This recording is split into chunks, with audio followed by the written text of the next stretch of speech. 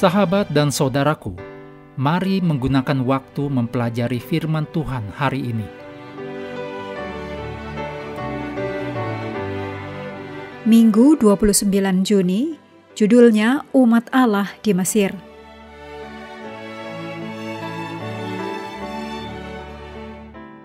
Kita mulai dengan doa singkat yang didasarkan dari Mazmur 66 ayat 19. Sesungguhnya Allah telah mendengar, Ia telah memperhatikan doa yang kuucapkan. Amin.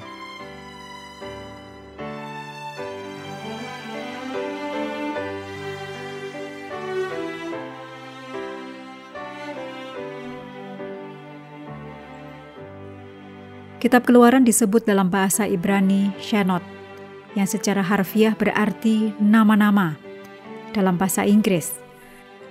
Sesuai dengan kata-kata pembuka dari dokumen kuno tersebut.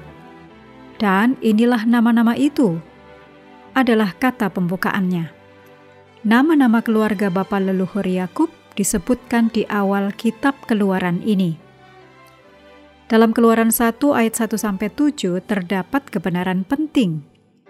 Kitab Keluaran dimulai dengan mengingatkan akan berkat Tuhan.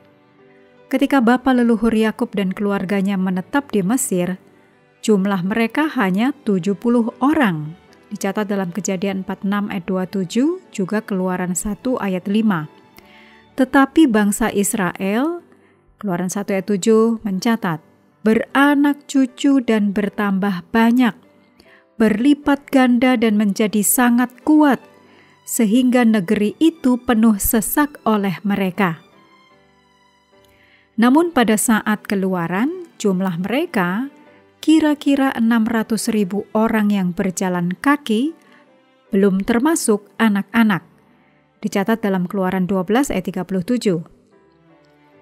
Dalam Keluaran 1 ayat 8-11 disampaikan situasi bangsa Israel pada saat Keluaran. Ayat Alkitab melukiskan kisah Bani Israel di Mesir dengan warna-warna gelap.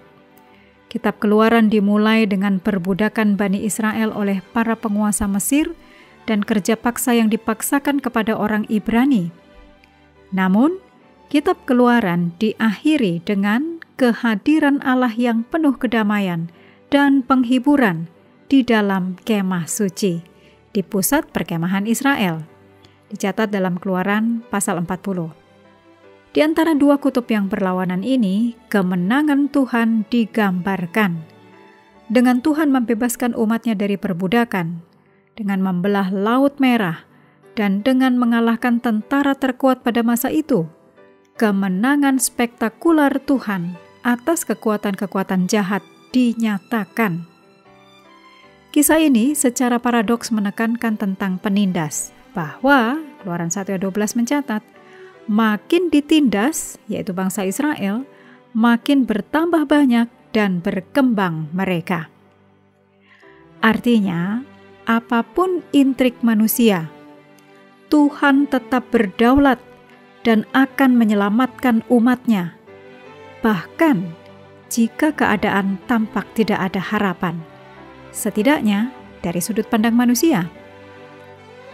Selanjutnya, seorang raja baru yang tidak mengenal Yusuf muncul. Kisah ini menyampaikan kepada kita bahwa kita tidak boleh menganggap remeh keadaan, terutama keadaan yang baik.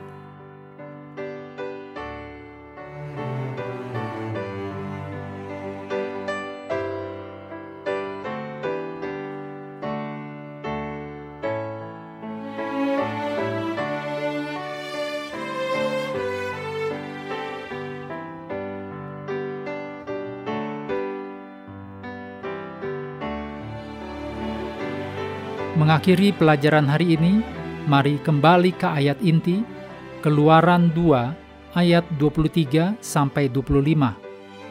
Tetapi orang Israel masih mengeluh karena perbudakan, dan mereka berseru-seru, sehingga teriak mereka minta tolong karena perbudakan itu sampai kepada Allah. Allah mendengar mereka mengerang, lalu mengingat kepada perjanjiannya dengan Abraham, Ishak, dan Yakub. Maka Allah melihat orang Israel itu, dan Allah memperhatikan mereka. Sahabat juga perlu melengkapi waktu untuk bersekutu dengan Tuhan setiap hari. Dengan bacaan Alkitab sedunia, percayalah kepada nabi-nabinya yang melanjutkan dari Keluaran pasal 23. Tuhan memberkati kita semua.